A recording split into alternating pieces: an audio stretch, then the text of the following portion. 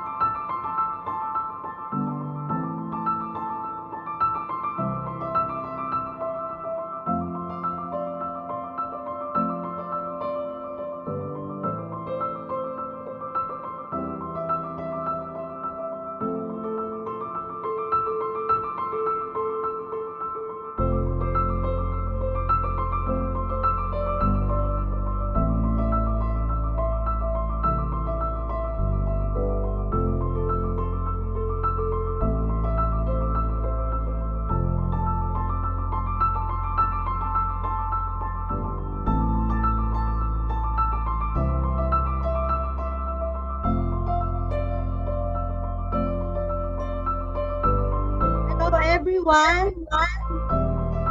Good morning. This is the day the Lord has made. Let us be glad and rejoice. Phoenix community from different colleges, universities, and organizations, a happy, healthy, hopeful, and Holy Spirit guided 2021. Today, Phoenix, through good governance and Phoenix committees, is blessed to have this forum with Honorable Carl Kedrick Chua on national economic recovery. I am Dada Del Carmen, and I am the outgoing chairperson for Phoenix community. Thank you so much for the past 4 years of your warm acceptance and active participations to the Phoenix activity. I am very, very pleased and happy that I have journeyed this with you. So thank you so much, Phoenix. Thank you for attending all those forums. Thank you for actively participating in the intercollegiate finance competition. And thank you so much for participating in the first JFINEX business conference held at MOA Arena. So let me introduce to you your next chairperson, the 2021 chairperson. She is the chairperson also of St. Peter Plan Incorporated, and she's happily married to York Bitangkol, the president and CEO of St. Peter Group of Companies, with whom she has 3 children. She is a recipient of multiple accolades and awards, and I will not name all of them.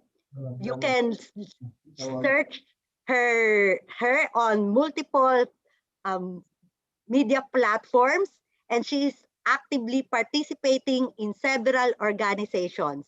But her heart, as of now, is for you, JFINEX. She is allocating good resources, talents, time, and treasure for you. So I am a believer that she will bring JFINEX community to a new realm of excitement. So let us welcome our new chair for 2021, Dr. Mildred Bitangkol, as she starts with our first and exciting game. So Mildred.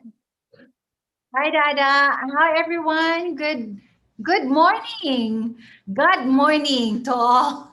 So I'm so happy to be here, and thank you so much for the opportunity to be invited to this J Phoenix and to be the next chairperson of the J Phoenix. So LD Benny, Jeng, and Francis, thank you so much for being with you and be part of this very inspiring group, awesome group. All right, so we will start with our first game, and all of you will be winning 500 pesos worth of gift or prizes for each question you answer correctly, and the first one who get to answer that will win the prize. Okay, and you on our virtual screen, you can see who sponsored these prizes. All right, so Mildred, let's have our first game called The Price is Right. Okay, let's go. Let's go. Yeah, sure. Okay, so shall we start now with the first? Are you going to give an example? Should we have one sample first? So maybe this one, we don't have a price yet. But let us have a dry run. All right, so let's start.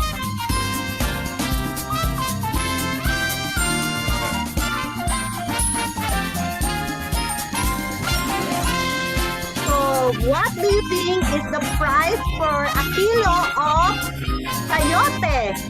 I like sayote with tinola. All right, and do we have answer already?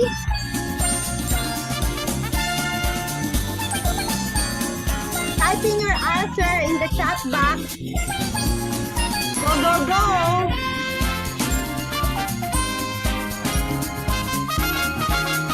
All right, do we have winner?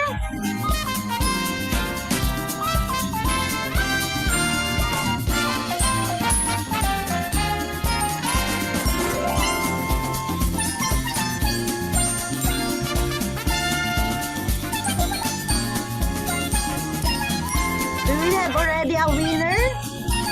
40. Yeah, I saw answer 40. Is that correct? Yeah, all right.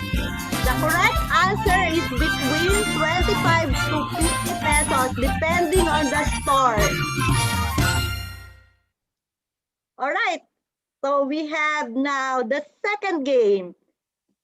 All right. Okay, Mildred, go. Okay, let's go. The price of bangus per kilo. Can we roll, please?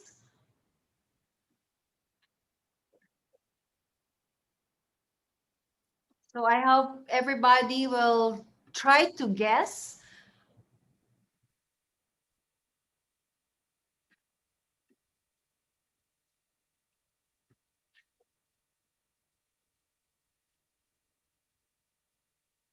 We have a winner here. Again, John Mark said that it's 180 per kilogram, and the price is between 160 to 220. Ang galing talaga, no? John Mark, huh? Okay, so we have a winner. Okay, the next sample is the banana, latundan. How much is it per kilo? Okay, banana, there you go. Can we have some music? Okay,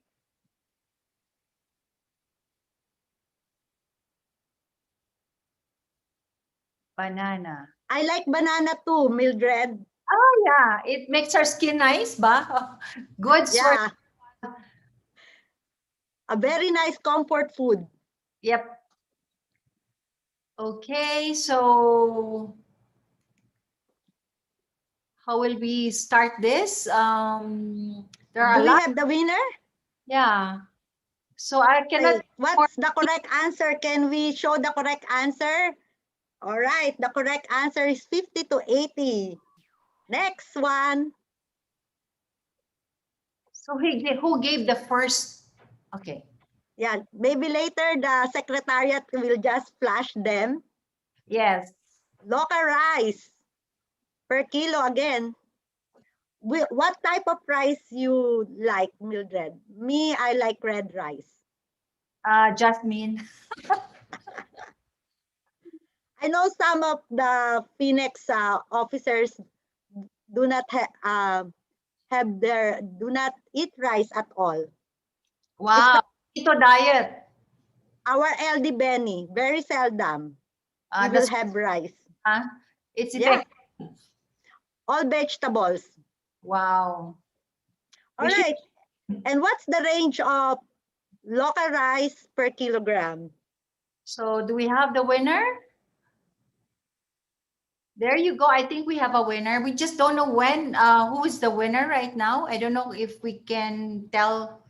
The secretariat can tell us who's the winner. Yeah, maybe we can announce them later as the secretariat will try to collate them and evaluate. All Okay. right. It's So, Miss Sheila May Sigwa. wow. Congratulations. So maybe later on we can flash all the winners or announce all the winners. Mhm. Okay. So is that the last item or do we have another one, Mildred? We have one more. So I think we have Betchay. Betchay. So Yeah. those who are, who wants to go to the palenque and know the the prices. Of course, palenque and groceries have different prices. So we have here a price range. So a lot of answers are coming in. So can we now, we have a winner, right? I can see the names already and with the price, with the correct price. So that's the answer, between 50 to 80 pesos per, what do you call that? Per Per kilo? Is that per kilo? I think that's per kilo. Yeah. per, Range. yeah. Yeah. All right. So can we announce the winners for this game? We have Do one, we have it? we Or have, we have one more? we have three more actually. All right. The next Okay. one, Yeah, brown sugar. So who can answer first will be the winner of the brown sugar. Wow, they're so fast. The kids are so fast. All And right. fast. So can we display the answer? All right. There. And then maybe later on at the end of the program, we'll announce all the winners, All Mildred. all right. Okay, Sure. next one. Next question. Chicken, egg. Okay. So per piece. Take note, this is per piece. So how Yeah. much is it per piece? So I can see answers coming in. I think somebody already got the answer. All right, let's display the correct answer. 5 to 7 pesos. Wow. All right. And the last item, I think we have the last item per Correct. kilogram. Garlic is expensive, I I- heard. Yeah. So But garlic is a good antioxidant that, or anti-inflammation. it's very good. It aside from making your food tasty, it has also a lot of value when you use garlic. Yeah. All right, and our correct range is I think it's saw some already. Yeah, between 80 pesos to 120 pesos. So, right. very- Okay, so that's the last item for the price is right. Now we'll have the next game. But this game is extra special, Mildred, because only in JFinex you can play this game.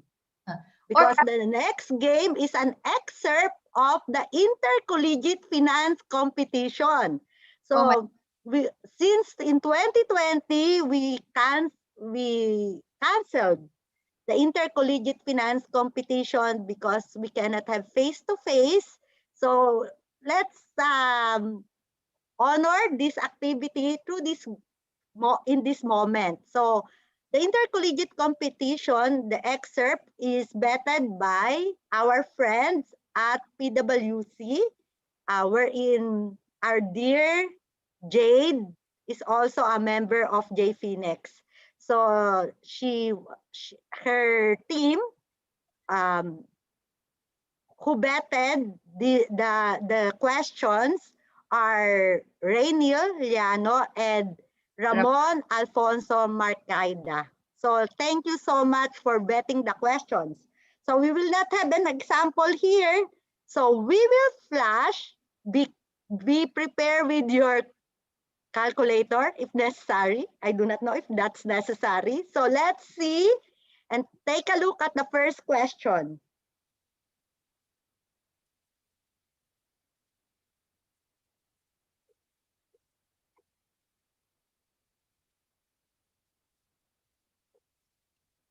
All right, can we present the answer, please? The correct answer is letter B.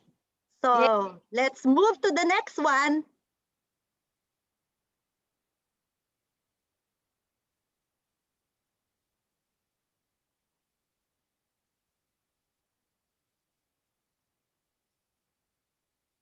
Mildred, Oh my God. I think, they are very fast. yeah, they're so fast. My Okay, God. let's present the correct answer. Yeah, somebody already. I can see someone did send. Can we show the answer now?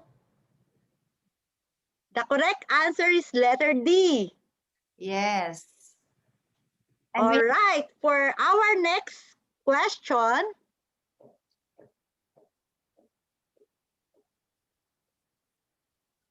I'm sure this is easy. Yeah. Yeah. Already. okay, let's present the correct answer. Correct answer is letter C. Yes. And then let's go to the next. Um, all right. The fourth question, I can see already answered. Many Okay, answer. Let's display it.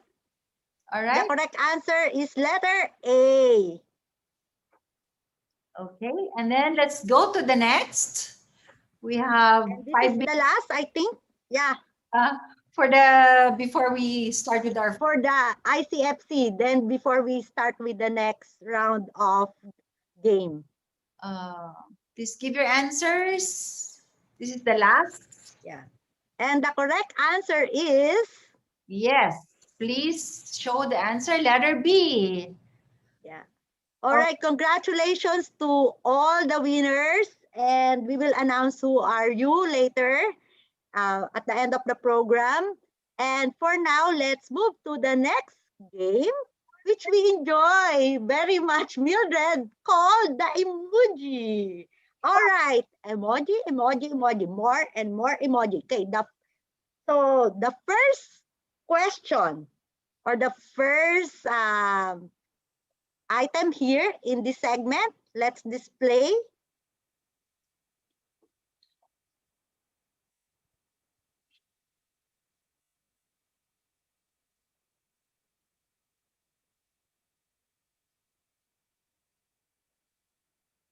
Come on, keep it, keep coming, keep coming. Oh, there is a misconnect here. I think Oh yeah, there's somebody. Yeah, somebody already. oh, somebody got it. Somebody got it. Wilder, did you see that? Okay, let's display the correct answer. Yes. Congratulations. And next one, Mildred. Yeah.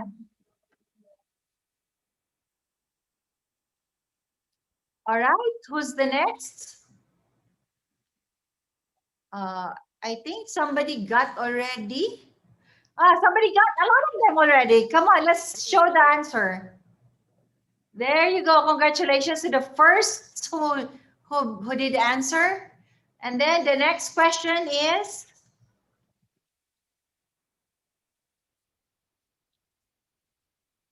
Oh yeah, yeah. Somebody already answered Okay, it. So let's have the answer on the screen. Okay. and Next let's one. next.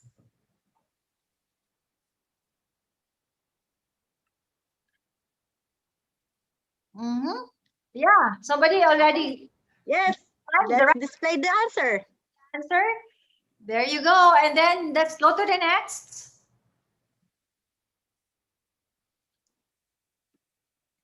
Isn't this exciting, Mildred? You get to learn in J Phoenix activity. You do not have to pay at all. There's no fee. We don't collect. And then you get to win prizes. Yeah. Sometimes, if you're lucky, we have a lot of raffle draws. Do we have a winner? I think this is a little challenging. Um, I'm not so sure if I was able to catch some of the answers. Okay, so let's display the answer now, If we have a winner. regardless. Okay, let's go. Okay, so let's display the answer. Okay. And then the next item,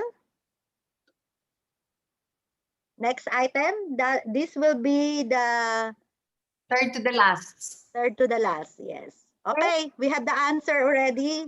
Ready? So let's flash the answer. And then let's go to number 7, please. Okay. Yeah, somebody already gave. Answer that correctly. Okay, And then the last but not the least, this is fun. and this is the most important one. Yes. I um, somebody made an answer, but the first name is not correct. I think somebody did already. Somebody All gave. right, Let's. congratulations, everyone. So we can start our program proper. Are we supposed to start our program proper? We are on time, 11. Yep. All right. So we'll start with a prayer. So yeah, again, good morning. Everyone, welcome to the very first event of Phoenix for 2021, the National Economic Development Recovery Forum.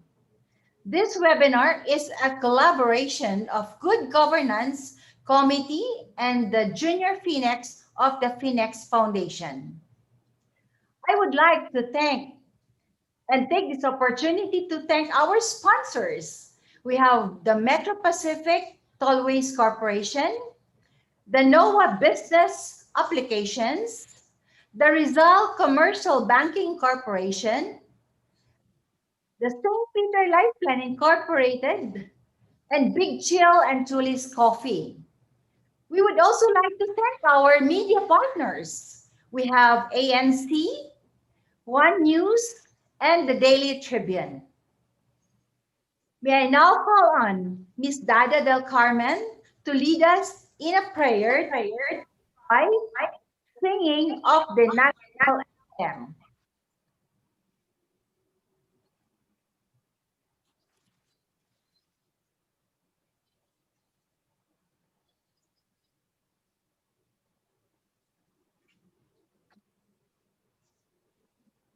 Father God, all glory, honor, and blessing, all power and might, all praise and thanksgiving be to you, Abba, Father, to us all.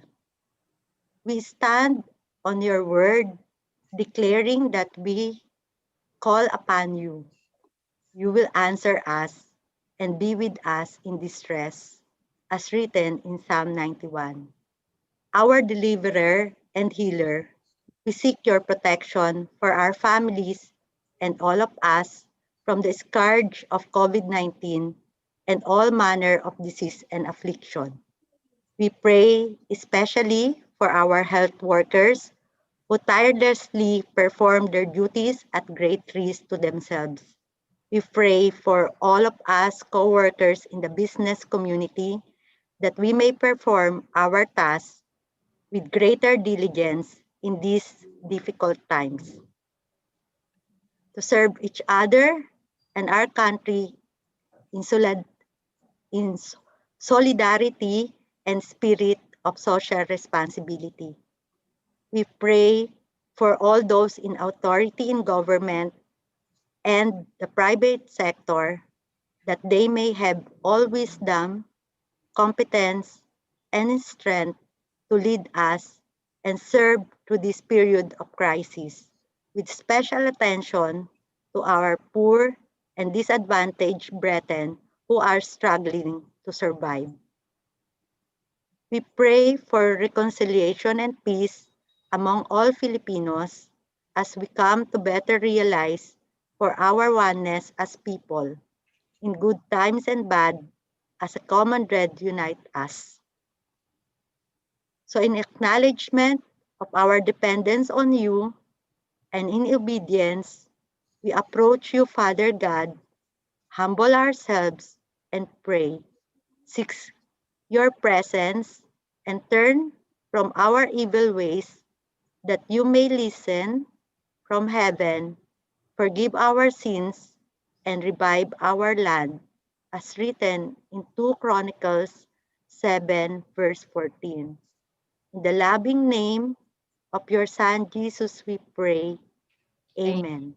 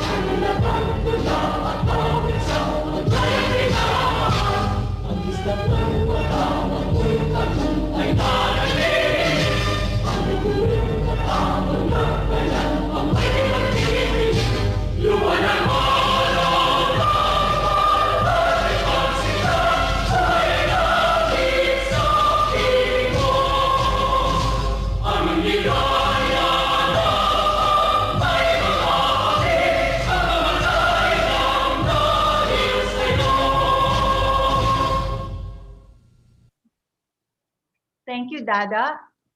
Now, to formally open this event, may I call in first the Phoenix Foundation Chairman, Mr. Jose Jerome Pascal III. Thank you very much, Mildred and Dada. It was such an entertaining set of games earlier. Good morning, students, young leaders, and other distinguished guests. Happy New Year, and welcome to the 2021 National Economic Recovery Forum, brought to you by the Junior Phoenix and Good Governance Committees of Phoenix. Once again, my name is Jeng Pascual, and I'm the chairman of the Phoenix Research and Development Foundation.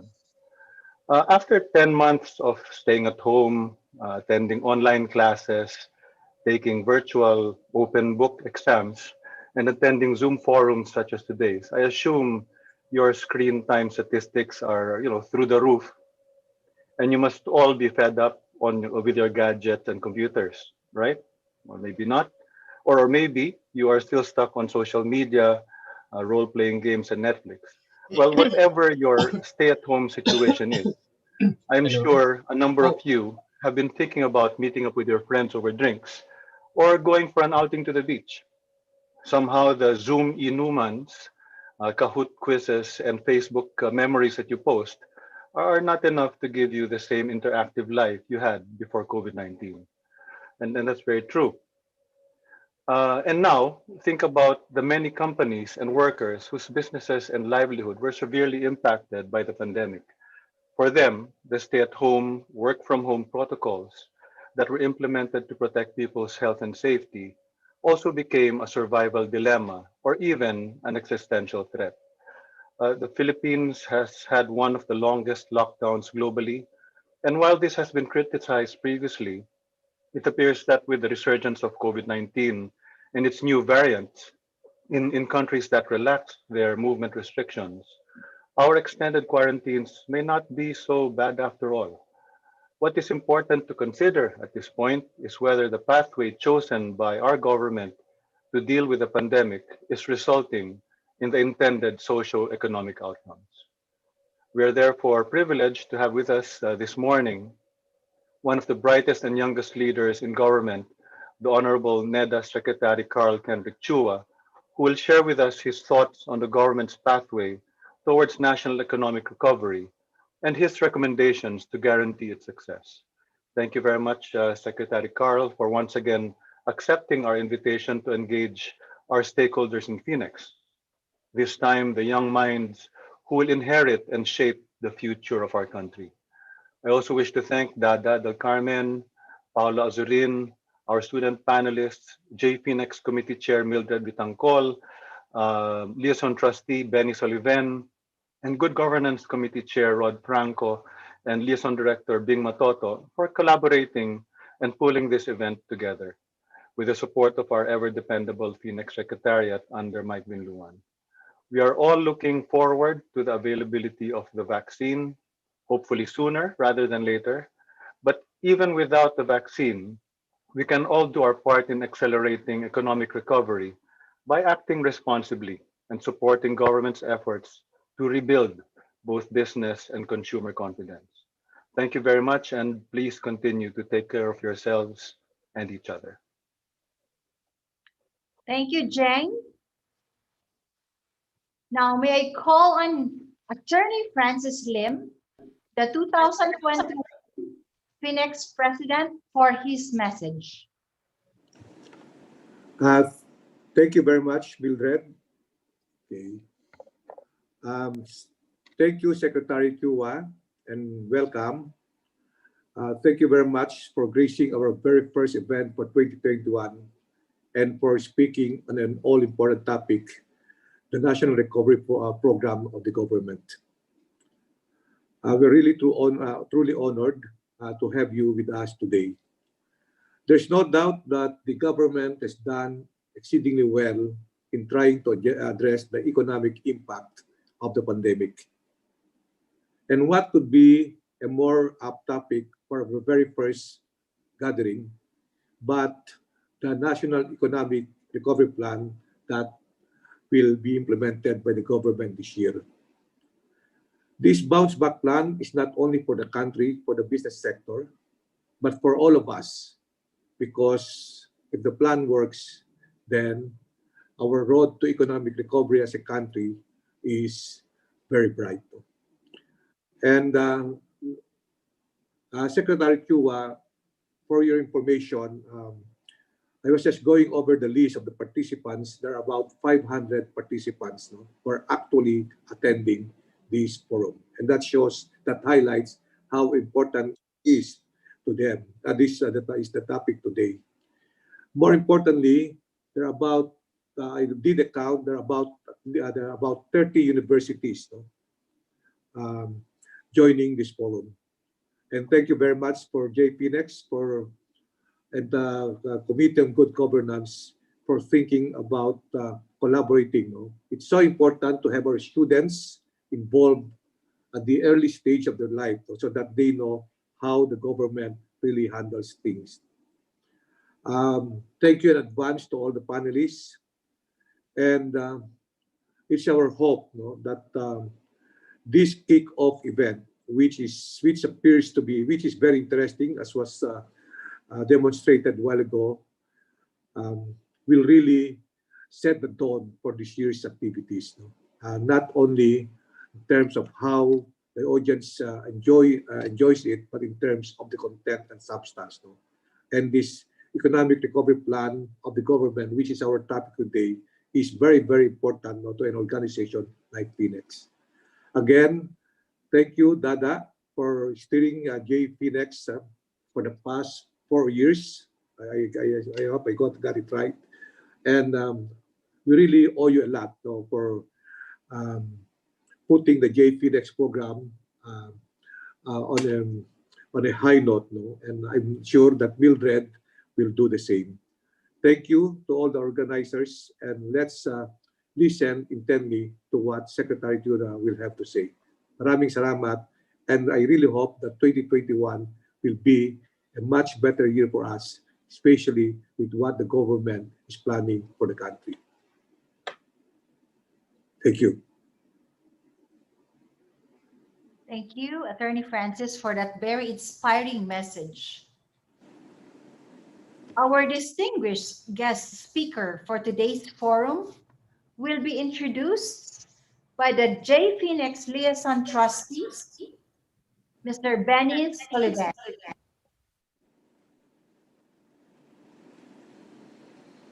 Good morning, everyone. It is the primary star of the system designated 40 Eridani A, formerly named KEID, and that's spelled K-E-I-D, from the traditional name for the system, and it is easily visible to the naked eye. And this star was discovered on January the 31st, 1783, by William Herschel. Our speaker today became acting secretary of NEDA on April the 20th, 2020. Isn't that a nice date? That's about the time the lockdown took place. His top 3 priorities upon being appointed amid the COVID-19 crisis include fast-tracking the national ID system, the economic recovery plan, and the Build, Build, Build program of the government. Prior to his appointment, he was Undersecretary for the Strategy, Economics, and Results Group in the Department of Finance. In this capacity, he helped the government implement its 10-point socio-economic agenda by ensuring equitable and sustainable financing through the comprehensive tax reform package. During his tenure at the DOF, he led the tax reform team to work with Congress to pass the Tax Reform for Acceleration Inclusion Law, also known as TRAIN, which corrected the long-standing inequity of the tax system by reducing income taxes while providing funding for the government's Build, Build, Build infrastructure program.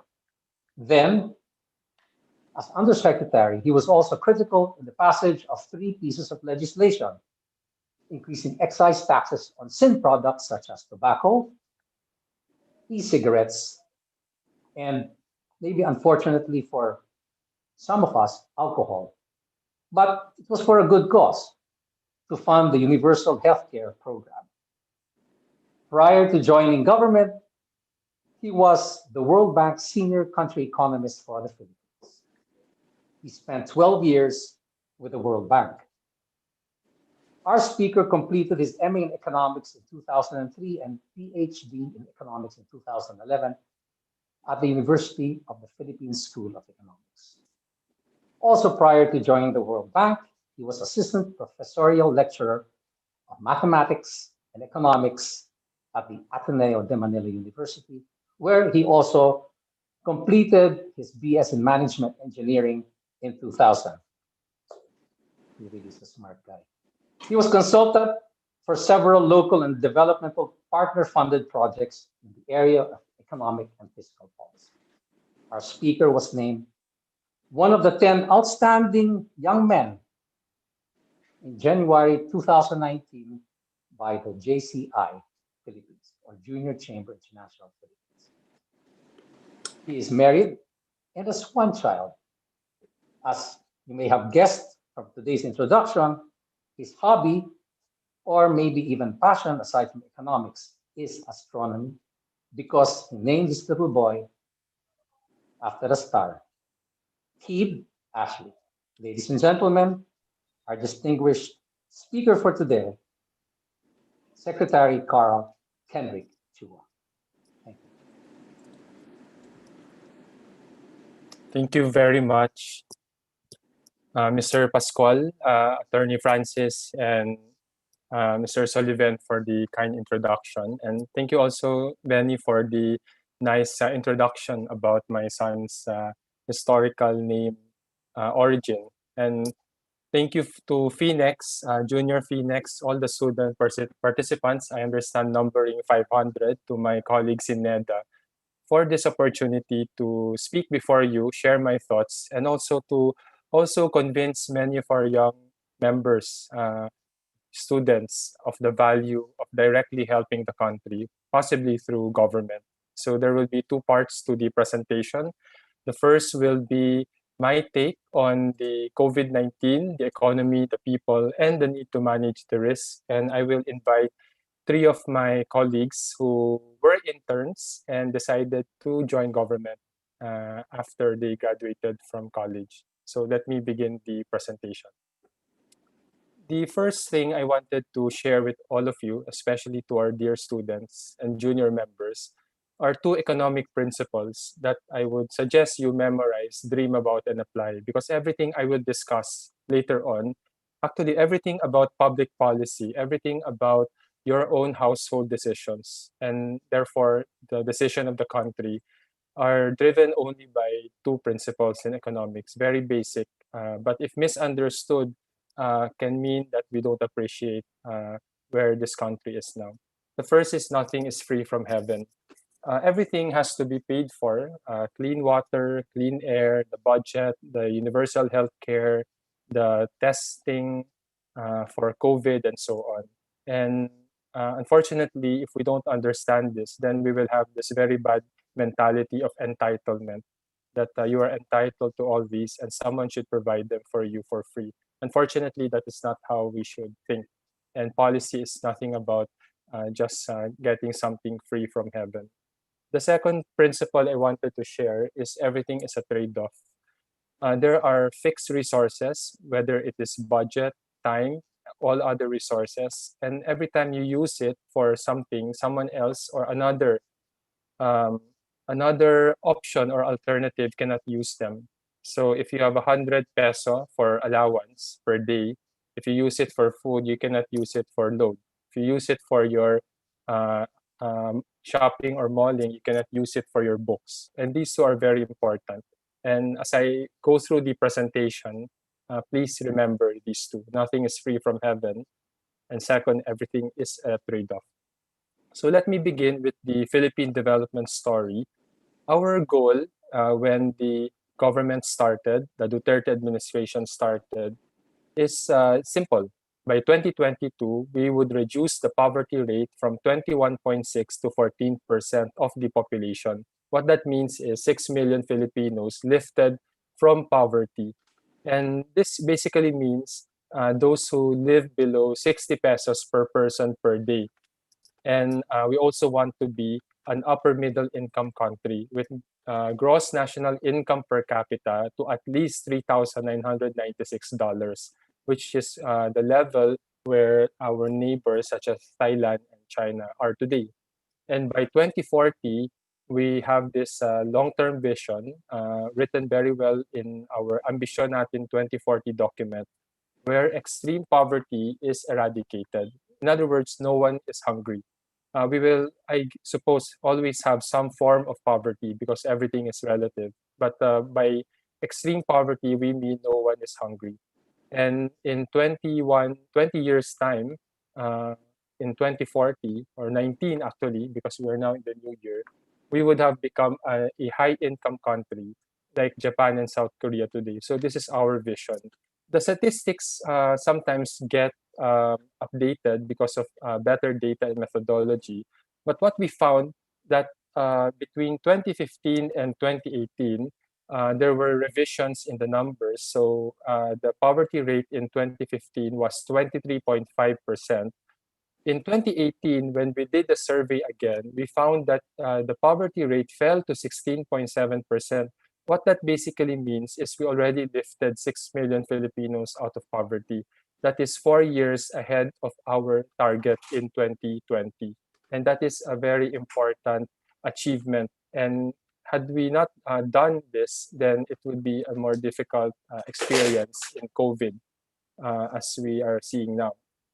Now, the reason for achieving that is we have a lot of progress in our 10-point socioeconomic agenda. And one of the questions of the student I saw from the advanced list is our progress on this. The green ones basically say that we are progressing very well. Either we have achieved it or we are almost achieving it. The yellow ones are the ones we are working on. So I will not discuss the detail and come back to that later when the question is asked. But the most important thing is we have laid out a commitment and this government has delivered many of them already as early as halfway through the administration. Now, we also want to highlight that a lot of reforms were done prior to COVID, building on reforms of succeeding administrations that have resulted in first, strong economic growth, second, the likelihood of becoming upper middle income country in 2020 prior to COVID, low and stable inflation, particularly because of the rice tariffication reform, which allowed us to bring down the price of rice by as much as 10 peso per kilogram, a strong fiscal position wherein we have the highest revenue as a share of our gross domestic product and the lowest debt.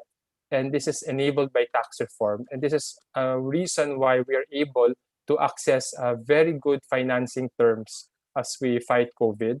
We have pursued the Build infrastructure program. We have spent a lot, uh, almost exceeding our um, we reached 4.5% of GDP or 882 billion in 2019, and we are going to exceed 5% this year again. We have the highest credit rating, which basically means when we borrow, we are seen as not very risky, and therefore we get very low interest rates. And because of that, every one of you who borrow for business expansion, for a car loan, a personal loan, an auto loan, all of these housing loans also benefit from lower interest rate.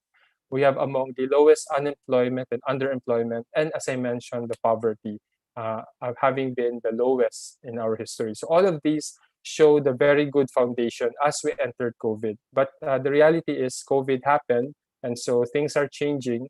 But this strong foundation means we can recover also in a matter of a couple of years in our estimate. So let me now go to recent developments.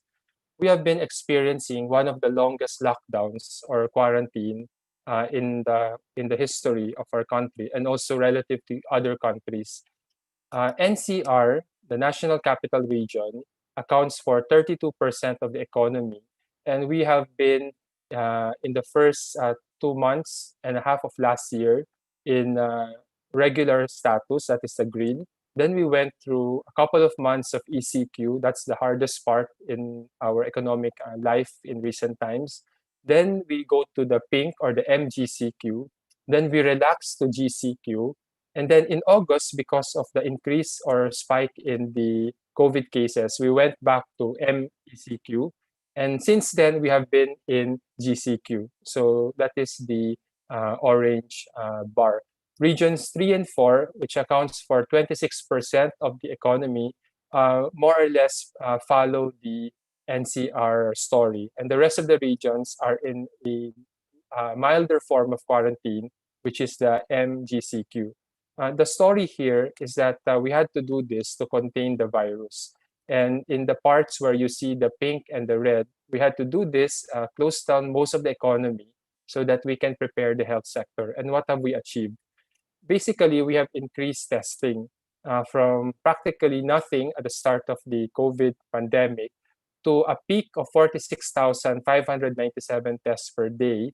The latest is 27,272 tests, but we have capacity for 92,758 tests done per day.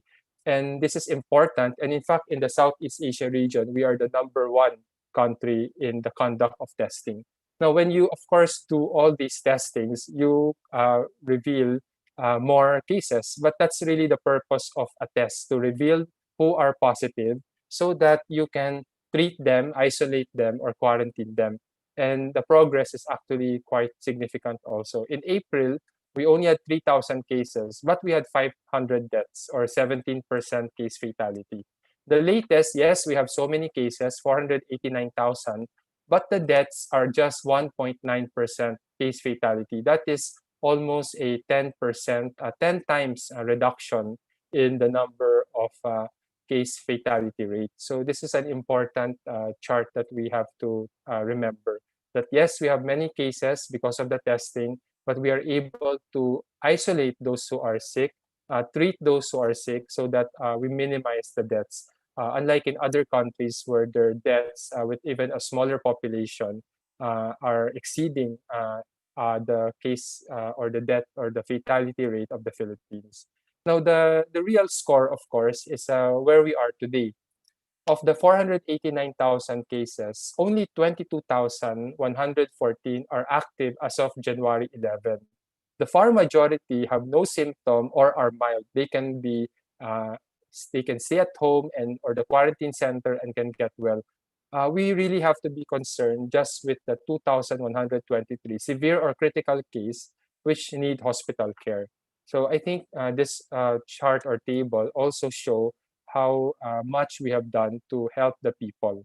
And what is important actually is that we have far more beds than are occupied. The blue chart shows you the total Philippine beds dedicated to COVID, around 25,000, but only around, if I am not mistaken, 8,000 plus are occupied out of the 25,000 plus. So that is only 1/3 occupied. This is a good sign because if any of you get sick or your family members or your parents, the hospitals are ready to care for them. And this is what we have done over the many months while putting the economy on quarantine to make the healthcare system far better. And this is the achievements that we have. Unfortunately, nothing is free. This will come at a cost. So let's look at the impact on the economy. The GDP is a measure of economic performance. It measures the total production of goods and services in a particular year or quarter. Notice that from 5.7 to 5.6 or 7% growth in previous quarters, we fell during the height of the quarantine to minus 16.9. We recovered to minus 11.5, and I'm hoping in 2 weeks' time, when the data are shown, we will be able to see even better improvement in our GDP. For some of you who are not studying economics, let me translate the impact. So in NCR and regions 3 and 4A, every day of GCQ, it basically costs the people 700 million peso in wages because some people cannot work. And some people are working less because of the restrictions.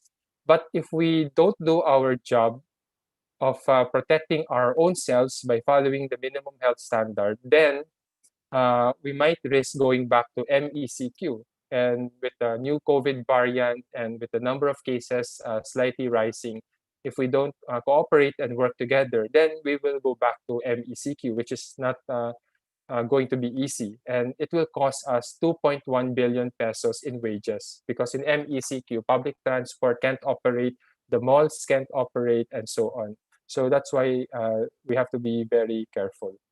Now, the visit to public transport station is also something we look or watch.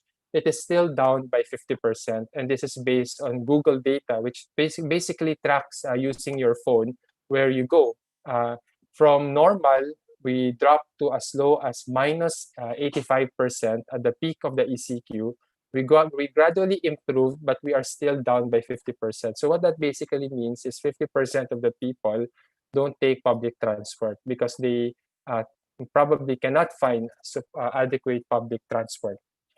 30% of the people are still not going back to work. And this is something we are also concerned about because how will 30% of families survive or have enough income to buy their basic necessities? So as we do more quarantines, yes, we are able to contain the virus, help the health sector, but the trade-off is some people are not going to have any money or job. And they also have to deal with their other health sickness like high blood or cancer or diabetes. Now, on the impact on the people, let me just highlight a few slides. The labor market has been reacting quite sensitively to our level of quarantine. So let me begin with the blue line, that is unemployment rate. Our unemployment rate has been steadily falling to a low of 4.5 to 5% in recent times. That basically means people who have no work, looking for work, and are available for work. During ECQ, it jumped to 17.7%.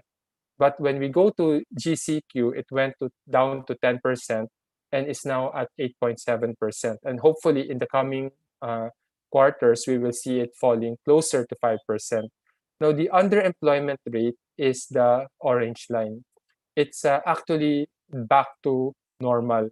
What that means is they have work, but they want more income because they need more income for their family, so they want more work. So what this chart shows is that we are actually closer to normal, but still we have to work hard to make sure no one is left behind. The next chart I will show you is the progression of job creation or employment creation through the quarantine period. From January to April, we lost 8.7 million jobs because of the ECQ. When we went back to GCQ, we recovered 7.5 million jobs. But because of the typhoons and the flooding, we lost 1.5 million jobs between July and October, of which 1.1 million is agriculture, and that is due to the typhoons and flood. So notice that we have made significant progress, but again, we have to do more so that no one is left behind in 2021. Our measure of hunger has also significantly improved. This is the Social Weather Station survey. Notice that the total moderate and severe hunger significantly increased in September. That is the spike you see at the right side. But then it fell also significantly in November when they did the survey again. And this is consistent with our opening of the economy. But notice it is not yet as low as pre-COVID. So therefore, again, we have to work more to make sure all these people, the 30% who are not able to work, are able to recover their jobs and their income sources. Now, the other thing we notice from the data on death certificates is that while we are concerned about those who died from COVID, and that is the 5,746 deaths you see on the left side, that is so small relative to the total number of other deaths. All other deaths are 100,000 plus from various sickness and conditions. Then 78,000 people from January to October died from heart attacks. 50,000 people died from neoplasms or cancer. 43,000 people died from stroke caused by high blood, among others. 29,000 people died from diabetes, pneumonia, and so on. So, while we are concerned about the people who died from COVID, the trade-off is what about those people, even your family members, your parents, even yourselves, who have other diseases, who have to have some job or income to find a way to take care of themselves. So this is something that we in NEDA are looking at, not just one person, one disease, or one sector, but the entire welfare of the country and the people. Now, the reality today is we have to live with the virus.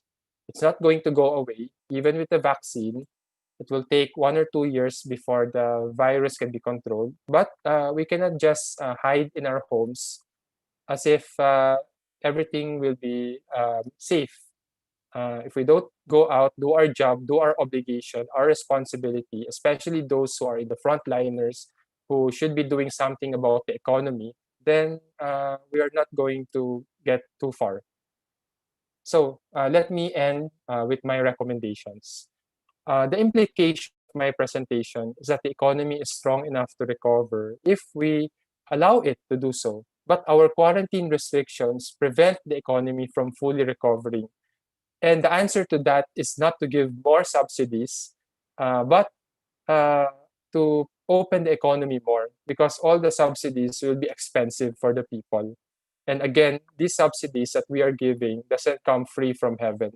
These have to be paid by revenues, mostly from taxes, either today or in the future. So the question is, would you like the people of today to contribute to the subsidies by paying more taxes, or we just borrow? But borrowing basically is postponing the obligation to contribute taxes to the future, and that future is all 500 students who are today listening to my presentation. So our recommendation basically is we need to open more of the economy as safely as we can. Public transport need to be sufficient yet safe, and we have to recover the lost demand by allowing more family activities. And I was consulting with the World Bank, and based on their analysis, no country keeps their children at home 100%. And in a young country like ours, where the median age is 25 years old and 40% of the population is below 20 years old, then if the children are not participating in economic activities, the families are not participating, and therefore up to 50% of total sales and demand are not going to recover. So that is where we are today. So again, these are all the trade-offs that I want you to remember. Our recovery program comprised of 6 legislation. We are done with Bayanihan 2. It was extended to June. It provides support, emergency support, and special powers for the government to act swiftly to address any crisis. We are waiting for Congress to pass the CREATE. It is now in the BICAM. It basically lowers the taxes and gives tax incentives that are performance-based and targeted. We have seen the passage of the BICAM of the FIS, which will address liquidity problems of firms by helping banks free up non-performing loans so that they have more money and capital to help small businesses. We are waiting for the Senate to pass the guide to address solvency problems of firms. That's a typo, of firms. We have our Build, Build, Build program and the 2021 budget. Next year, we will have 4.5 trillion peso. 21.4% of the economy is driven by the government, of which 1.121 trillion is the infrastructure program that, if implemented as scheduled, will create 1.7 million jobs and help the economy recover to as high as 7.5% GDP growth. And I think this is one of our strongest program of recovery. But no perfect solution. There will always be criticisms, complaints. Every sector wants to be heard. But as I mentioned, nothing is free from heaven. Everything is a trade-off. We have finite resources. So it is actually our obligation in government, and all of you listening to me, whether you are students, business leaders, media practitioners, or other workers in government, to make a cost-benefit analysis of your own thinking or priorities to determine where we should put our scarce resources, in what programs or policies will they make the most impact on the people. And one of the hardest things that we have to do in government is to do this weighing of priorities. Yes, COVID is very scary. We have to address it. It has led to 489,000 cases, 22,000 active cases, 2,000 plus severe cases, and very sadly, 9,000 plus deaths, some of them our family and friends. However, on the other side, we have 23.7 million more hungry people because of the lockdown, additional 4.5 million poor because they cannot work, additional 2.7 million unemployed, and 438,000 all other deaths, as I've shown before. So this is really the very difficult task of government amidst all the criticisms, complaints, and other things people say. In the end, someone will have to make a decision, and that decision is not going to be perfect. It will have trade-offs. Nothing is free. I cannot provide everyone a solution, but this is the reality, and this is what public policy is really about. I asked you at the start to memorize, dream about, or apply the first two economic principles. Nothing is free from heaven, and everything is a trade-off. Let me add to all our students who are listening. The third one is please find time to know the facts. It is very easy to get something wrong or untrue from your constant friend, which is maybe social media or all other sources. The next is contribute to the solutions. There are many brilliant people who are well studied who tell me that you should do this. That is what to do. However, how do we do it if we have limited resources? If we have limited or institutions that are not perfect. So the most important question really for everyone to be of real value is to also contribute on the how to do it. And the last one is to share the good news. This is typically what happens in most service-oriented industries.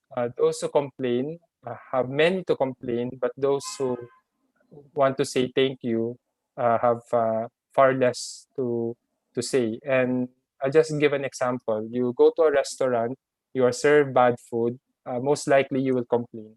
But if you're served good food, most likely you will not say thank you. That is human nature, reality. But the calling for all of us is to do more. And part of doing more is doing a discernment to think how best you can help the country. And I will end by this call for you to consider being part of the solution. And one of that is to consider government. I am seen here. This is my office. And three of my colleagues will be sharing on their experiences on number one, why they joined government as an intern, what they learned, that is number two. Number three, uh, why they joined government again when they graduated. Number four, what they learned, and and number five, why stay in government in this most difficult time. So three of them, Ray Gomez, who is the one in white beside me, will begin. He was an intern in 2015 and joined government in 2016. Then I will call Joseph, the one in blue, who was an intern in 2017 and joined government in 2018 after college. And finally, I will call Alo, the one in um, brown, who was an intern in 2018 and then joined government in 2019. Uh, the other is Raynel. She was not an intern, but she left her very high-paying job in the private sector doing financial analysis to in the middle of the pandemic leave her job, which I'm very sure pays so well, to come and help me in NEDA. So with that, thank you very much. And I now call our uh, three NEDA staff to share. Thank you.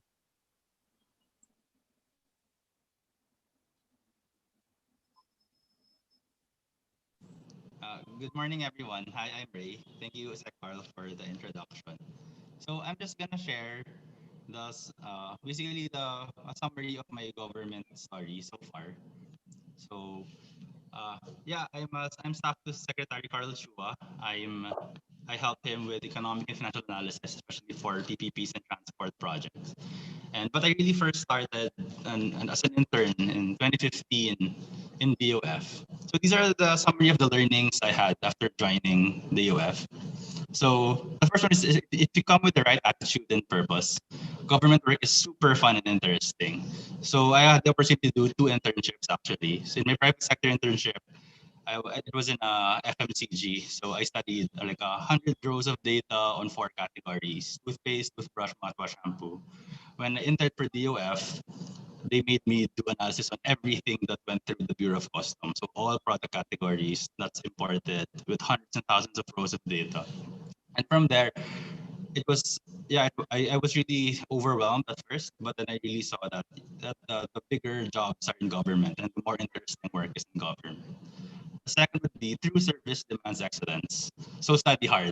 So when I got into the internship, again, so much data, so much complexity. And then at first, I really didn't know what to do. I really decided my math, review my economics, review everything.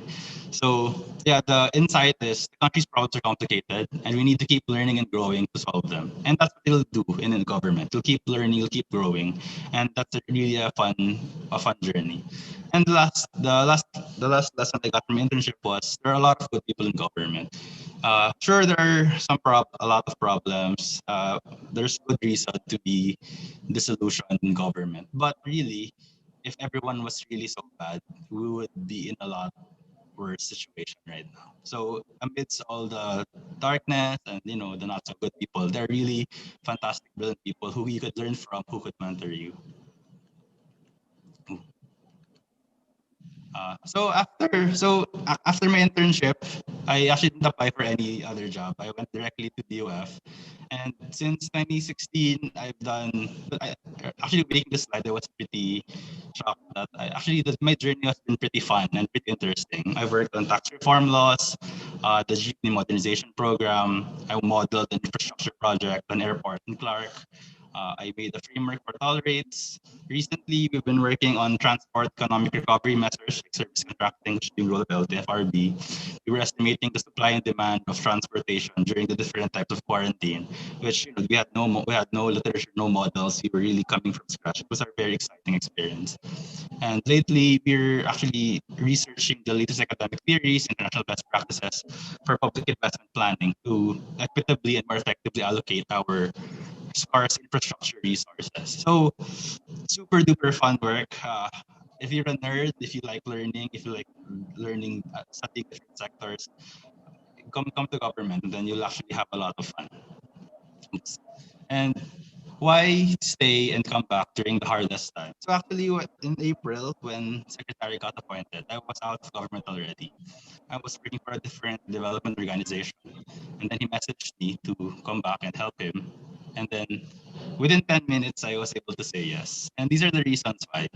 First, it was really the right thing to do. And I didn't want to feel guilty and have regret. Like, look, I didn't want to grow old, look back and knowing that there was this very difficult time in the country, and then I got the opportunity to help out and I didn't take it. That's the first reason. Second is it's better to feel stressed than feel helpless with the crisis. When all of the COVID was happening in the beginning, I was really I think similar to everybody. I was scared, I was helpless, felt despair. But when you're in government and you're working on a lot of things that can help, you're stressed, but it's better than feeling helpless alone at home and not knowing what to do, how to help. And lastly, not everyone is given the opportunity to serve, and the experience and it experience the joy and fulfillment that comes with it. So I come here every day. I'm surrounded with people who want to make a difference, brilliant, smart people who I admire, and I'm very grateful for that. And not everybody gets that chance. So if you do get a chance, take it, do your best, and be grateful. Yeah, yun lang. Thank you.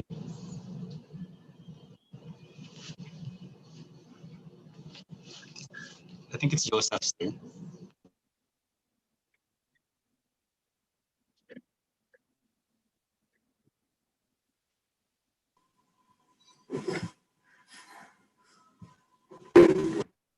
Hi. Hello, guys. So I'm going to be talking about my government internship experience. So, why I joined? It's mostly because I heard about it from my upper batchmate friend who also interned in DOF, and he's working also in DOF now. And he told me about how he learned a lot and how it's a really different experience from other internships out there. So I took a shot, and um, I gave it a shot, and I really learned a lot from there. So what did I learn? So for me, this, as Tech mentioned, so there's always a trade-off. So there will always be a lot of trade-offs, and there's a lot of interest that you have to balance, especially when you have to talk to a lot of people in reform work, such as the tax reform, and as you're restructuring a whole system and you're changing the status quo for a lot of people. And given that you won't always get what you want, but sometimes you really just have to make the most out of it. And second, to get difficult things done, you really need a lot of data and strong evidence to back up your claims. You'll always face some strong opposition who will always have counter arguments and claims against your reforms, but it's really important to always have strong evidence strong evidence to support your arguments and really to for what you're reforming. And it's also a really good opportunity to look at the bigger picture of your actions, especially in a national government agency where your work is directed towards the country as a whole. You're always challenged to ask yourself, what am I doing this for? What effects do I have on people? And it's really a different kind of thinking where you really have to consider the whole country and everyone else that you're talking to. So what made me go back to the government? So I applied again to the government as a staff because I really saw a lot of value in going into it again. So there's always something new to learn. There's always a lot of opportunities to grow and develop. It's a completely different experience to have that extra motivation or a different motivation stemming from your desire to help people.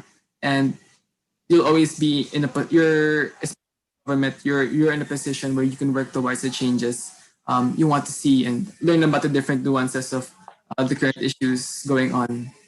Yeah, so all in all, I'd really encourage you guys to join the government. It's really a valuable experience as a professional, and if you're really as someone who would want to contribute to nation building in this way. So yeah, thank you.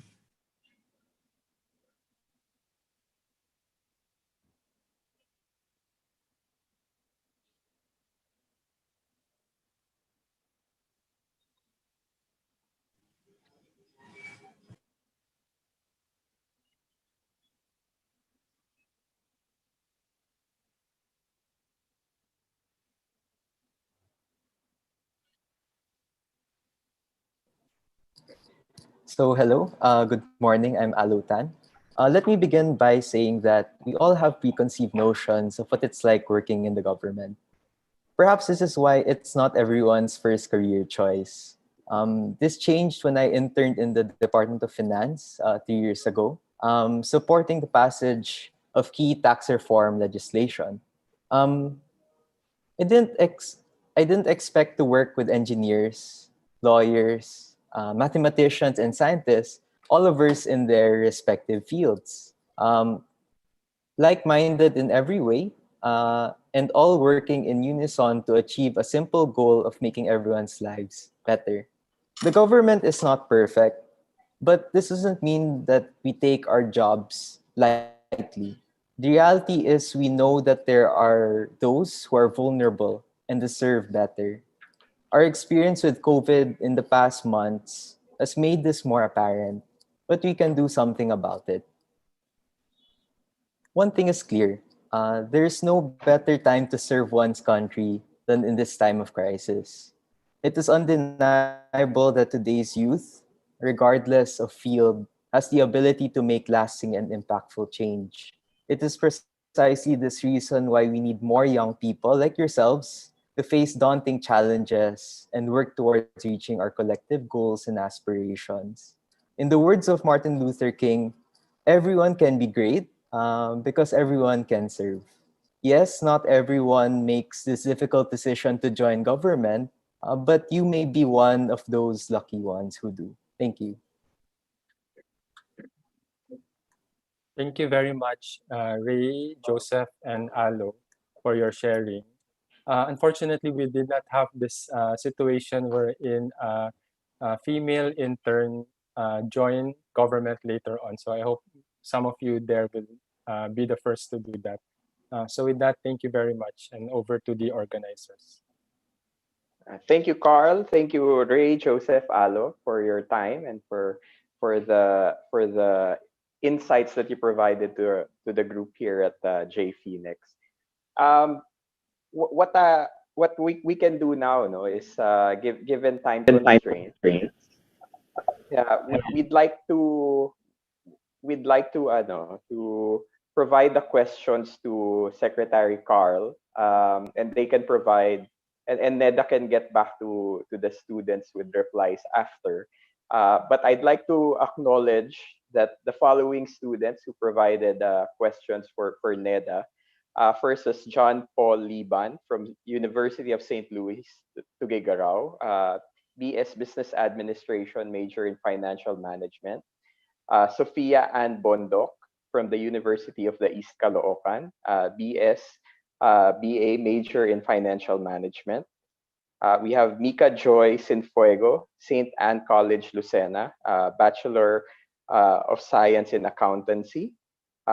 Rachel Ann Namol from De La Salle University, Manila, BA major in Political Science and BS in Accountancy. Um, John Mark Verar of Cebu Institute of Technology, BS in Accountancy. Ian Ray Mangcopa Valles, University of Mindanao, Maine in Davao City, BS Business Administration, major in Financial Management. And Shanna May Esquilio from Gordon College in Olongapo, BS in Business Administration, major in Financial Management. So to the students who provided questions for Secretary Carl, we'll ask the NEDA team to just get back to you. Um, and uh, and with that, we'd like to thank the NEDA team for their insights. No? So for the closing remarks, I'd like to pass the mic over to Mr. Senenbing Matoto, the Liaison Director of the Good Governance Committee of Phoenix. Thank you very much, Paulo. And that was a great presentation, Carl. If I were to think of one word to describe it, it's inspirational. I think the presentation that you made was very succinct and it, I think, delivered the message. But more importantly, I found quite inspiring the challenge, the call to the young. The three interns, ex-interns that you have in your team right now speaks well of the kind of youth and exuberance that you yourself demonstrate. And with that kind of fervor, I'm very sure that our country is really in good hands. It's a shame that we did not get to have some FaceTime for 7 students who actually prepared. Unless, Carl, of course, you're amenable to having a few minutes just to have some of them have some FaceTime and ask some questions to you directly, if you're okay. Yeah, go ahead, Bing. Go Great. ahead. We can extend to whenever we complete the 7. Great, great. So with that, perhaps Mildred or Paulo, maybe I can then turn it over back to you, and then we can have our students direct their questions to Carl. Thank you very much, Carl. Okay, thank you, Carla, for your time. So I guess let's call on John Paul Liban first from the University of St. Louis in Tuguegarao for his question. Hello, good noon, sir. This is my question. How will we pay for all the government spending in this time of pandemic and how it will affect the economy of the Philippines. Thank you very much, John Paul. And I apologize, I think we spoke too long, but I hope it was something useful for all of you. Basically, we entered the pandemic with a very strong fiscal position. We achieved the highest revenue to GDP ratio and the lowest debt to GDP ratio. And we achieved the highest ever credit rating for our country's debt. What that means is the creditors see us as very fiscally prudent, responsible, and low risk. We are able to borrow at a rate as low as 2 to 3%. When we were less responsible and when we had a fiscal crisis in 2003, we were borrowing at 12%. So you can see the fantastic difference between borrowing at 12% interest rate and borrowing today at 2 to 3% interest rate.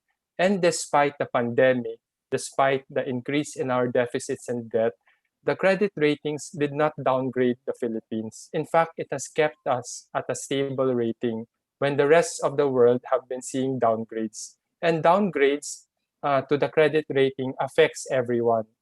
Instead of putting your scarce budget to providing vaccine or social protection or infrastructure, you would be paying more interest payments if there was a downgrade because we would be more risky and the interest rates would be higher. But because of fiscal discipline and prudence, because of building on successive reforms, and the most recent one being the tax reform, which enabled us to show a very good fiscal position that enabled us to grow our economy and provide for the poor, as evidenced by the lowering of the poverty rate and increase in our GDP. These are all important foundations on how we intend, yes, to borrow because of the urgency to address COVID, but because of our prudence and our good fiscal management, we are able in the proper time to recover and to pay our all the debts we have incurred. So again, this is a trade-off. Our debts have to be paid. They are not free from God from heaven, but because of our very good fiscal position, because of the tax reform that we have done, and the future tax reform that we will continue to pursue, this is how we are going to pay for them. In the end, any tax reform is going to be successful only if it is fair. And this is precisely the heart of the tax reform, so that we achieve vertical equity. The richer you are, the more you pay as a percent of your income. And the lower income families and the poor people are supported through subsidies, targeted subsidies, or even lower rates. And that is at the heart of our tax reform. So I hope, John Paul, that addresses the question. Thank you. Okay. Next to ask a question is Sophia Ann Bondok, or Sophie, from the University of the East in Caloocan. Good morning, sir. My question is, since most of us here are students, when the pandemic ends, what do you think is the best thing for us or the people of the Philippines in general could do to help, or just like what you've said earlier, contribute to the solutions in the recovery of our economy? Thank you, Sophie, for the question. When the pandemic ends, hopefully towards the end of this year or early next year, when the vaccine is widely available, it will actually make significant changes to our lives. And I think part of that is to understand that pandemics such as this are not in the movies only, but are going to happen quite recurringly. And we have to be prepared. That is why NEDA, with other agencies, are working towards this new normal, wherein health standards are going to be part of our daily lives. Before, when people have a cold, they just go to work or go to school or ride the MRT. Going forward, the mask will probably be a regular feature of everyone who has a cold or has a flu or so on. The second is things are going to change, be it in the digital world, be it in public transport, and so on. So a lot of these things are changing, and I think some of them are good changes because we should have been doing them long ago. But the pandemic actually provides us the opportunity. This crisis actually provided us an opportunity to fix our public transport system. Look at the bus rapid transit in EDSA, wherein we have a dedicated area for bus so that they can bring commuters from one point to the other point swiftly. Look at all the transactions that are being done over the internet through your phones. And I think all of these are good signs. In the end, I think, Sophie, and for all students, your job really, your role as students is to know the facts before you begin any discussion, because those discussion based on facts actually will be more constructive and will help our economy rather than engage in a non-factual discussion that actually creates more confusion. And this country really needs to move on with more certainty. And I hope that addresses your question. Thank you. Thank you so much, sir. Okay. Next to ask a question is Mika Joy Sinfuego of St. Anne College, Lucena. Good morning, Secretary Carl Kendrick Chua. So our question is particular in the sector of education. We are hoping to know if SHED and other government institutions that used to grant scholarships will be able to continue to fund scholarships this 2021 for both the new and former recipients. If yes, will it be on the same value as before, or is it going to decrease in monetary value or the number of recipients? And if no, are there any programs that the government aligned to help students to financially aid their studies po? Thank you, Mika. The education sector is one of the highest priorities of this government and has been actually enshrined in the Constitution as being the sector that should get the most budget. I have made a quick inquiry with CHED and DOST, and they have informed me that there are no changes and there will be no discontinuance of the grants and scholarships, including any changes in the amount. And in fact, our Bayanihan law, we are going to provide more assistance to especially the students who are children of displaced overseas Filipino workers. I hope that answers your question. But let me also add the fact that there's no way we can achieve productive learning if students don't go back to school. So eventually, this is something that we have to work out. But we will have to do this following the advice of the health experts when it is safe to go back and in what ways we can go back. Because productive learning can't always be done from home. And teachers are actually there to help students learn. And there's a limit actually to learning online or offline or distant. So we are committed to working with the rest of government and the health sector and the experts to find a way where we can gradually transition back. Because the highest priority is of any person is to learn, uh, and uh, and with or without COVID, we continue to learn. Thank you. Okay. Thank you so much, sir. Next to ask a question is Rachel Ann Namol of De La Salle University in Manila. Uh, Good morning, everyone. First and foremost, I'd like to thank J Phoenix and Good Governance Committee for this opportunity. And of course, I'd like to thank Secretary Carl Chua for his time and in sharing his knowledge to all of us here today. Okay, so this leads me now to my question.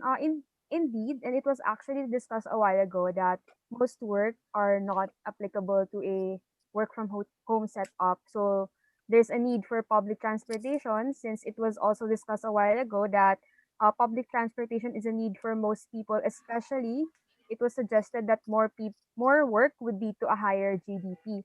I was wondering if NEDA has a partnership project with DOTR in addressing the need for a public or for a better public transportation, or since there's a possibility of transmission of the virus. So yeah. Thank you, Rachel. We work together in government through the Interagency Task Force on the Prevention of Communicable Diseases such as COVID. And we have actually agreed as early as October to further open the public transport. And there's a basic rule. The basic rule is the 1 seat apart. And we are seeing some progress on that. And the fact is, and this is something we should look at the data. The fact is, when we opened the public transport, we did not see the cases shoot up. When you look at the data, day-to-day data since October, it actually was steady or falling. Sometime in end December, it started to increase. But that was not because of public transport. That was because people were meeting each other for the holidays. Uh, and so we find that the public transport are sufficient and safe. But we always can do more. The problem is after 6, 7, or 8 months without public transport and the fear of the virus, we have this risk aversion. We think it is not safe. The survey done by NEDA shows that many people think public transport is not safe. But this is an impression actually, which both the government should correct by showing that we are serious about ensuring public transport are safe. We call out those who violate and so on. But also for the private sector, the employers to help bring their workers to the office, and also for the general public to practice the minimum health standards, because 95% of the time you will get COVID because of your own action. If you wash your hands, social distance, and wear a mask or a face shield as needed, then you are unlikely to catch the virus. So there's a cooperation that needs to happen. Thank you. I have a second question pa actually. Yes, sure. It's actually connected to prior COVID-19. So what do you consider as NEDA's best policy or program prior to COVID-19? And also, were you able to improve it accordingly due to the sudden drop in the economy? Well, I joined NEDA in April 2020, but I've been working with NEDA for previous years. I think one of the most important reform that NEDA led and supported by other agencies was the rice tariffication law. Basically, prior to the rice tariffication law, we uh, had limits on rice importation. The result is Filipinos were paying double for the price of rice compared to our neighbors in Thailand, Vietnam, China, Singapore, Malaysia. And the farmers are not particularly doing well. So we enacted the reform that NEDA led, and it resulted in number one, uh, rice prices that are 10 peso per kilogram cheaper from the peak price because rice prices went very high in 2018. And number two, we are able to provide farmers a guarantee of 60 billion peso of productivity support, whether it will be machineries or the high yielding seeds. And without rice tariffication, we wouldn't be able to help consumers, all of us eating rice, and the farmers. And the fact is, yes, there were birth pains in the reform, but as of the third quarter of last year, rice production was 16% more. So farmers are better off, the consumers are also better off, and the country is better off.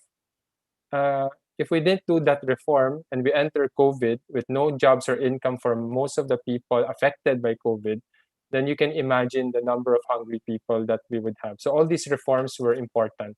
And in particular, the rice tariffication law was the most important. Thank you. Thank you Thank po. you, Rachel. Next to ask a question is John Mark Verar, or Verar, from Cebu Institute of Technology. Good noon, sir. Thank you so much for extending your time. So here is my question.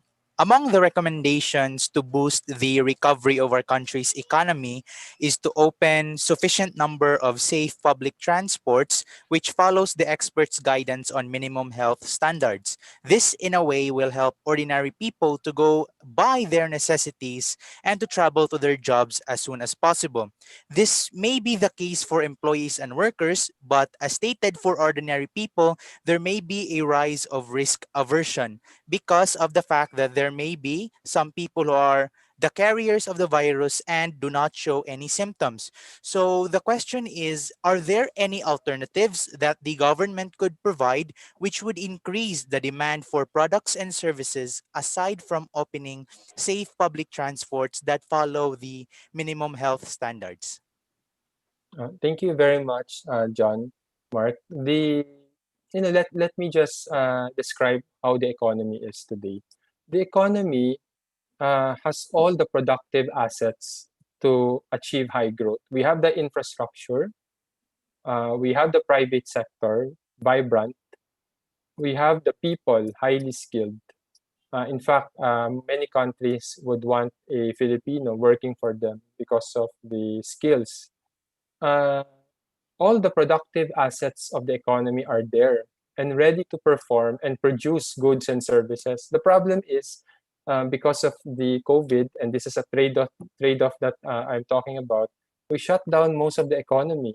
Although we are gradually opening it up, a far majority of the economy is still not allowed to work. Who am I talking about? I'm talking about family economic activities.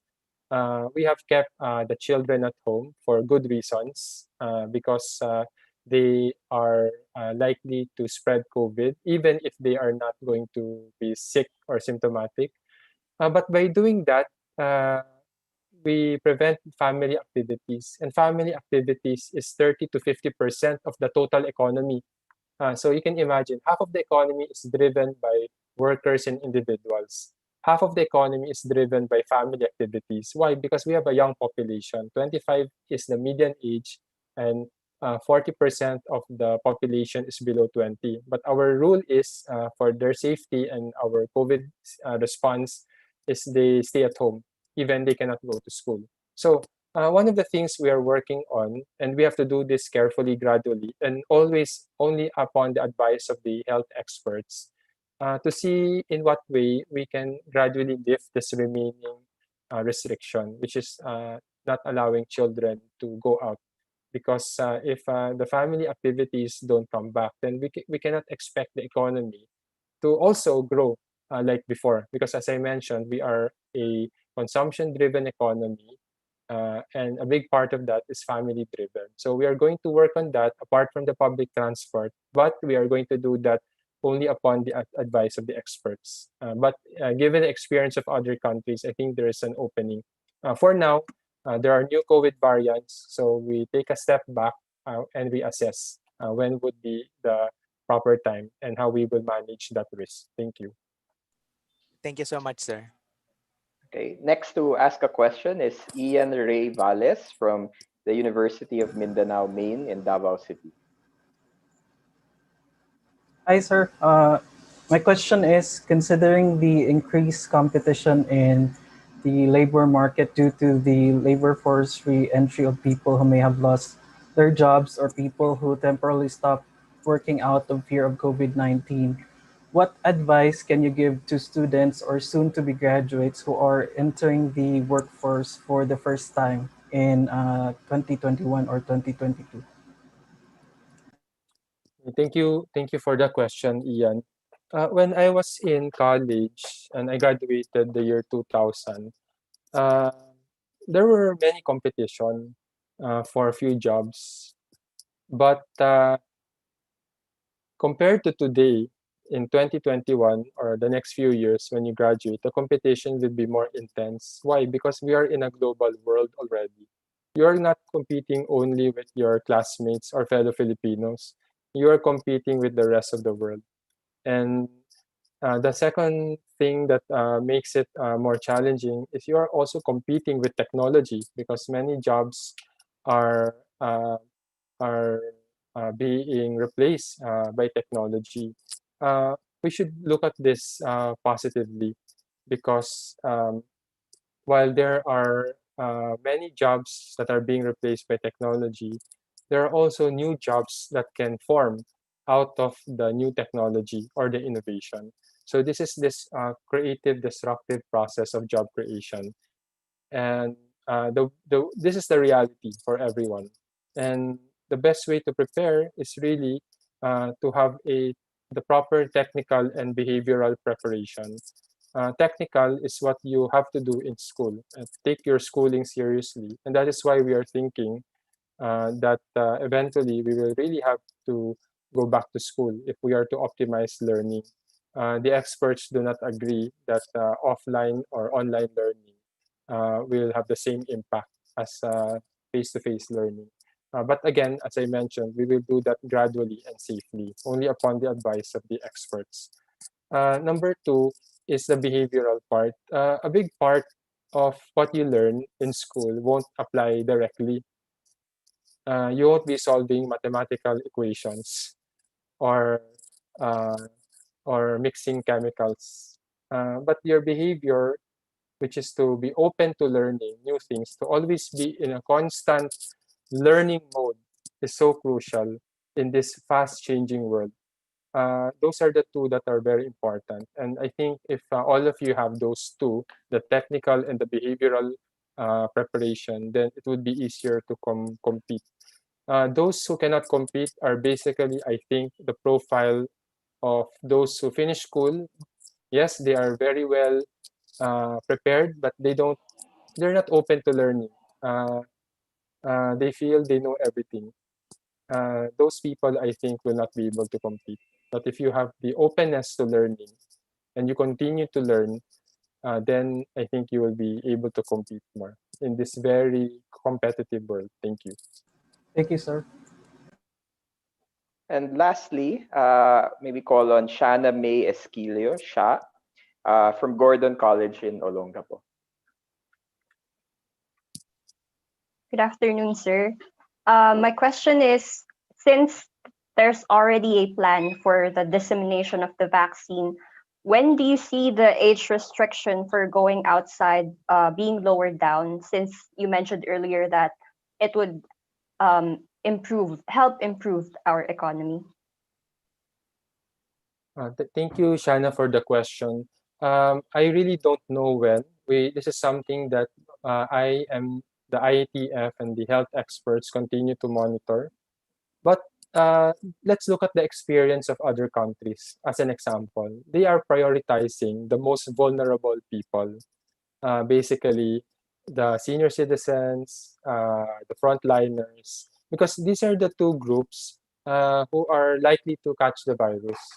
Now, in the Philippine setting kasi, we found out from a study, the parents work and the children stay with the grandparents. And on the one hand, there is a concern that if the children catch the virus, although they're likely to feel it mildly or asymptomatic, they can infect the grandparents. So that is why our vaccine distribution strategy prioritizes the most vulnerable people, the frontliners, the senior citizens, and the poorest people who cannot afford to be sick and must go back to work.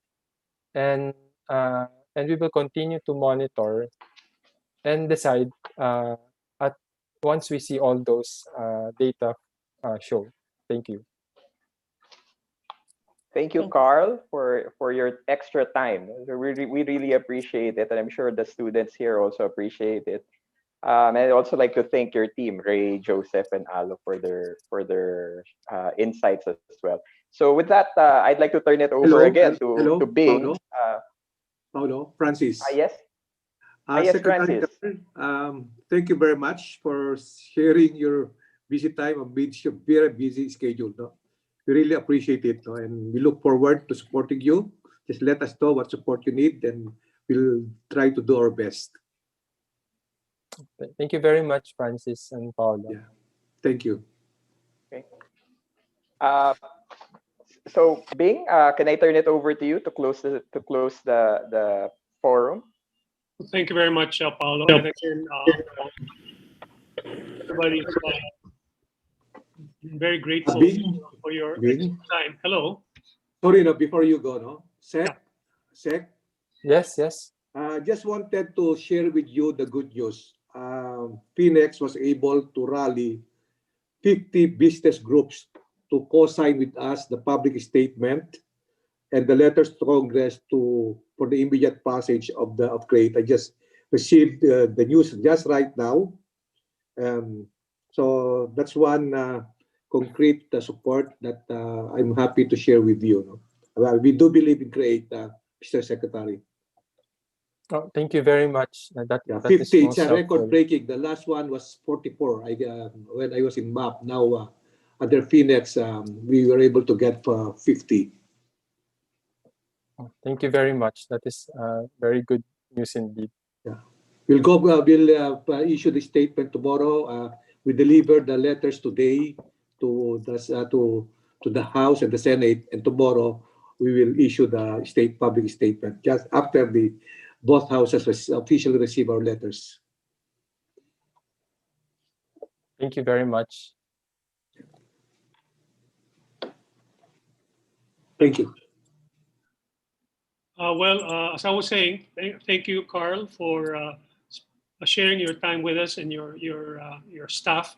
I'm sure that all of our participants in this forum, particularly the students, have been inspired really by the kind of commitment and dedication and excellence that you have been demonstrating, and showing that, in fact, as I said earlier, our country is in good hands.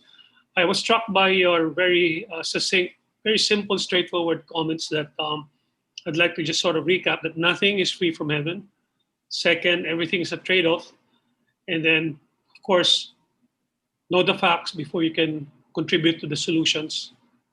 It's easy to say what to do, but what is more important is how to do it. And I'm sure each of us in Phoenix and Junior Phoenix would be more than pleased to do in our own part and being part of the solution and try to see how we could contribute to the betterment of our country. And finally, I'd like to say that sharing the good news, as our President Francis said, this is only the start. We hope to be able to have our own individual ways to be able to share the good news that our government, and with the participation of the citizenry, will be able to help us recover from this pandemic that has hit us badly in more ways than one. Again, with that, Carl, thank you so much for your time, and we look forward perhaps for a part two, sometime midterm of the year, find out how things are going. Thank you. Wow, that was an awesome session. Thank you, Secretary Chua. Thank you, Bing, Paolo, Dada, Jeng, Francis, Benny, and to our 7 panelists. And we cannot thank enough our Secretariat for helping us making this a successful event. And that was really an insightful and productive session. So before we end, I'd like to share this quote. In every crisis, doubt, or confusion, take the higher path of compassion, courage, understanding, and love. We pray that our Lord will continue to bless us and help us overcome all the challenges that come our way. Enjoy the rest of the day and take care and stay safe. Mildred, may we have our photo taken Of for course. the students to have a souvenir? May we ask everyone to open your video?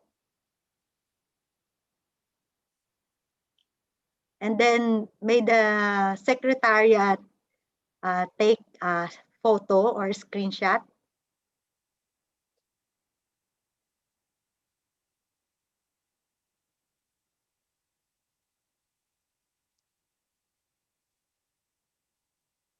That will be many, many photos. Yeah. We have 500. Earlier, we had 500 plus, 530 plus. Yeah, and we also have participation from YouTube and other social media format. And also the Q&A. There were so many questions. We'll just give you the answers of the questions after the session. And also the winners, we will give will connect with you and give you your prizes. Yes. Honorable Carl Chua, thank you so much for inspiring and encouraging the JFinex community. Thank you for imparting knowledge. Thank you for sharing everything that you can share to our community. Thank you so much. And we pray for you. God bless you, strengthen you, and that we may be able to serve our nation together. Thank you very much.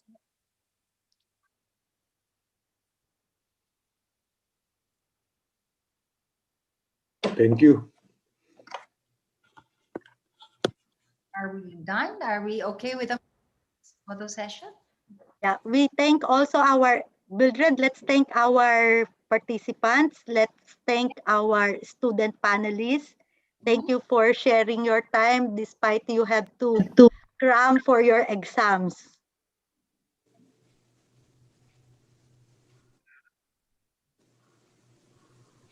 Thank you. Thank you. Thank you. Thank you. Thank you. Excellent. Thank you again, everyone. Thank First you, event. Phoenix. Thank you. Thank you, Thank you, everyone. Magdata, Bye-bye. Mildred, Thank you. Carl, Bings. Francis